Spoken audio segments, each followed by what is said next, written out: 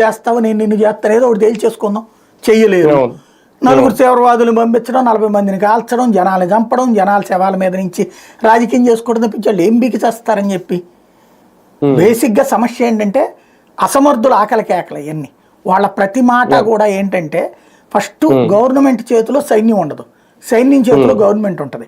సైన్యంలో ఉన్నోడికి ఏమన్నా సరైన ప్రణాళిక ఉంటుందా? భారతీయ సైన్యాధికారులకు మళ్ళీ ఉండదు. వాళ్ళు ఏదో ఒకటి వాళ్ళని ఆడు ప్రూవ్ చేసుకోవడానికి, లేకపోతే సైన్యంలో హీరో అనిపించుకోవడానికి. మనకి ఈ సినిమాల్లో కమెడియన్లు ఉంటారు చూడండి, హీరో అనిపించుకోవడానికి చేసేది. ఇదివరకు జేడి చక్రవర్తి పాట అవి ఉన్నాయి చూడండి, ఆ శివ సినిమాలో అట్లాగా.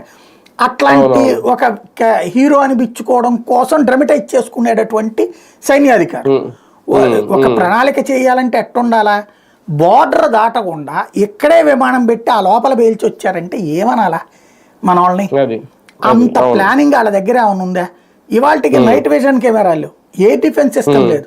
సరిగ్గా మనం పేలిస్తే దిక్కుమొక్కు లేనటువంటి పరిస్థితిలో ఉన్నారే వాళ్ళు. ముందు వాళ్ళ ఎక్విప్మెంట్ గురించి మాట్లాడుకోగలిగాడు వాళ్ళ సైనికాధికారి. వాళ్ళకి సంబంధించినటువంటి భారతదేశంలో ఏమేమి ఎక్విప్మెంట్ ఉంది, దానికి కౌంటర్ ఏంటి అనేది ఉంది. మన దగ్గర చూడండి, చైనా వాడికి కౌంటర్ ఏంటో ప్లాన్ చేసుకున్నాం. రేపు పొద్దున ఇద్దరు కలిసి వస్తే ఎట్లాగా చేయాలో ప్లాన్ చేసుకున్నాం. ఇది యుద్ధ వ్యూహం అంటారు.